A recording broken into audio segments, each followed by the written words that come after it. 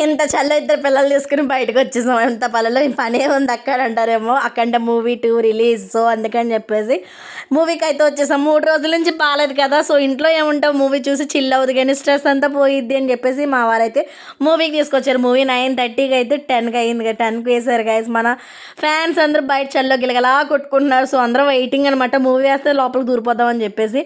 ఎలా అయితే నా లోపల పంపించేశారు అనుకోండి, మన వాళ్ళు ఇంట్లోనే అల్లరి చేస్తారు, బయటకు వచ్చారంటే సైలెంట్ కిల్లర్స్ అనమాట.